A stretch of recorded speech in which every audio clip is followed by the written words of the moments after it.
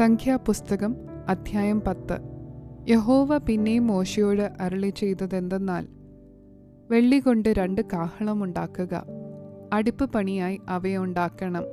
അവ നിനക്ക് സഭയെ വിളിച്ചു കൂട്ടുവാനും പാളയത്തെ പുറപ്പെടുവിപ്പാനും ഉതകേണം.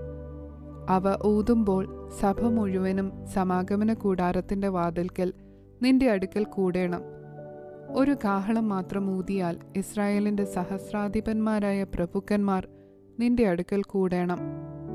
ഗംഭീരധ്വനി ഊതുമ്പോൾ കിഴക്കേ പാളയങ്ങൾ യാത്ര പുറപ്പെടേണം. 2 പ്രാവശ്യം ഗംഭീരധ്വനി ഊതുമ്പോൾ തെക്കേ പാളയങ്ങൾ യാത്ര പുറപ്പെടേണം. ഇങ്ങനെ ഇവരുടെ പുറപ്പാടുകൾക്കായി ഗംഭീരധ്വനി ഊതേണം. സഭയെ കൂട്ടേണ്ടതിന് ഊതുമ്പോൾ ഗംഭീരധ്വനി ഊതരുത്. അഹരോന്റെ പുത്രന്മാരായ പുരോഹിതന്മാരാകുന്നു കാഹളം ഊതേണ്ടത്. ഇത് നിങ്ങൾക്ക് തലമുറ തലമുറയായി എന്നേക്കുമുള്ള ചട്ടമായിരിക്കണം.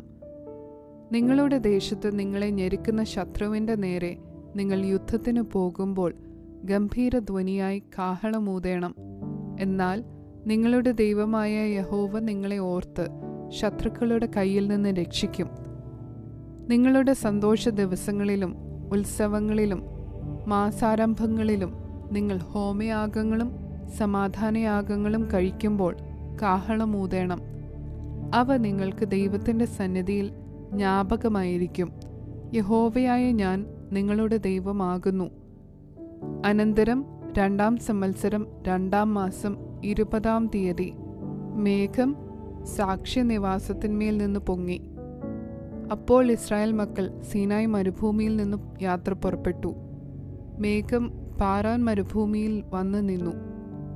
യഹോവ മോശെ മുഖാന്തരം കൽപ്പിച്ചതുപോലെ അവർ ഇങ്ങനെ ആദ്യമായി യാത്ര പുറപ്പെട്ടു. യഹൂദാ മക്കളുടെ കൊടിക്കീഴുള്ള പാളയം ഗണം ഗണമായി ആദ്യം പുറപ്പെട്ടു. അവരുടെ സേനാപതി അമീനാദാബിന്റെ മകൻ നഹശോൻ.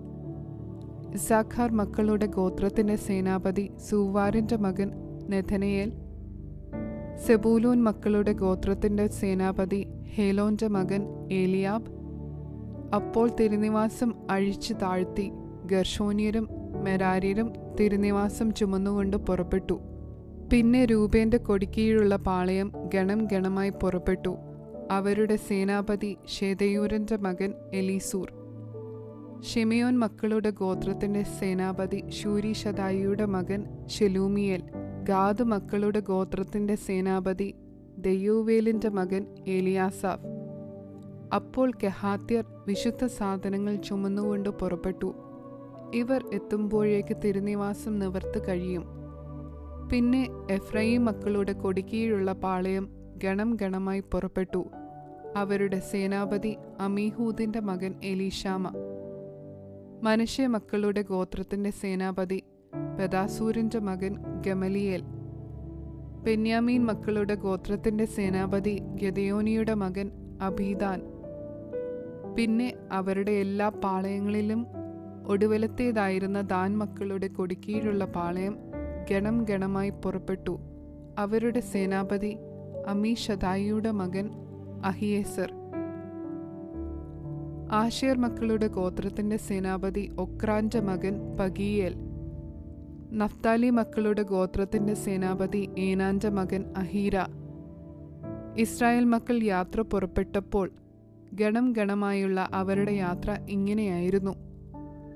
പിന്നെ മോശെ തന്റെ അമ്മായിയപ്പനായ രയൂവേൽ എന്ന മിദ്യാന്യന്റെ മകനായ ഹോബാബിനോട്, നിങ്ങൾക്ക് ഞാൻ തരുമെന്ന് യഹോവ അരുളി ചെയ്ത ദേശത്തേക്ക് ഞങ്ങൾ യാത്ര ചെയ്യുന്നു.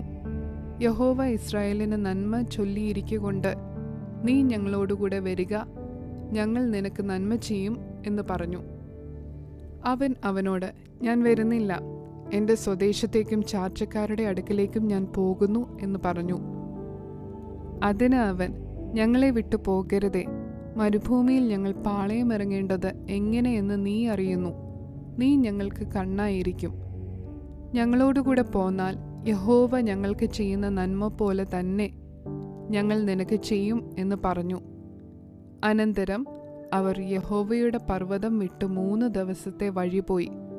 യഹോവയുടെ നിയമപ്പെട്ടകം അവർക്ക് വിശ്രാമസ്ഥലം അന്വേഷിക്കേണ്ടതിന് 3 ദിവസത്തെ വഴി മുൻപോട്ടു പോയി.